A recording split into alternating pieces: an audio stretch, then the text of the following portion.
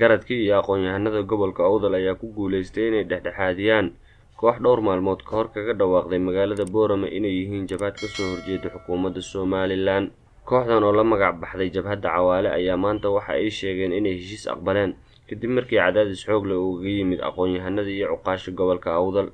Munaasabada lagaga dhawaaqay heshiiska oo ka dhacday deegaan lagu magacaabo Laastuug ayaa waxaa ka qayb galay oday dhaqameedyo, wasiiro, aqoon-yahano iyo mas'uuliyiin kale.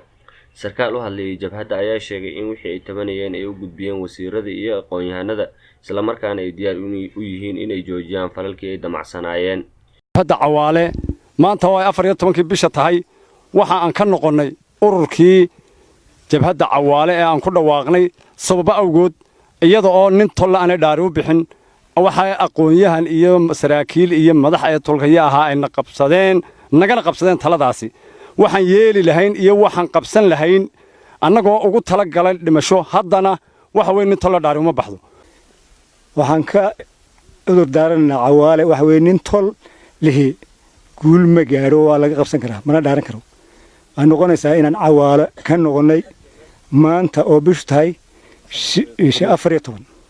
Gudoomiyaha jaamacadda Camuud Professor Suleymaan Axmed Guuleed ayaa aad ugu mahadceliyay aqbalaadii ay jabhadda ka aqbashay aqoon-yahanada iyo indhaargaradka ayna soo dhaweynayeen in tabashadooda lagu xalliyo wada hadal. dareedanu wada joogno arrin way dhacdaa khalad uu dhacaa laakiin tabcan ilbaxnimada waa in la saxaa waana ku saxantay halkan maanta waa u ducaynaynaa intii nimankii jabhadda sabaabulay markii aynu soo hor fadhiisanayna wixii gareenu la tagnay ergadina naga aqbalay inay shuruucda dalkana ku dhaqmaana ku ballan qaaday annagu aanu una joognay guuritaankoogii wixii tabasho ah oo runtii in badan macquul ahayd oo waxyaabo dee Soomaaliland kulli inaga dhiman oo meel walba tabasho way jirtaa laakiin si gaar ah qoladan ee halkan ay ahayd deegaankani waxa tiina waan ka qoray. sidoo kale waxa halkaas ka hadlay wasiir ka tirsan xukuumadda Somaliland oo sheegay in arrinta maamulka Somaliland ay wax ka qaban doonto tabashada ay soo gudbiyeen saraakiisha horkacaysa jabhadda.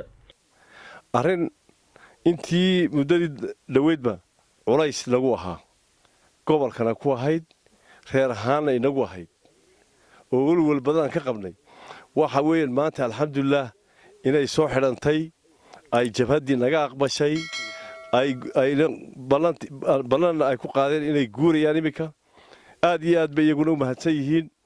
waxaanan moogtahay halkan ka sheegayaa in maadaama aanu nahay madaxdii meesha hawsha gashay wixii tabasho ah annaga guudka saaranay.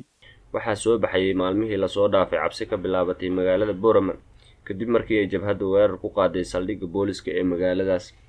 si kastaba ha ahaatee Somaliland muddooyinkii u dambeeyay waxaa ka soo baxayay jabhadahaas oo sheegaya inay u dirirayaan xaqooda oo la duudsiiyay.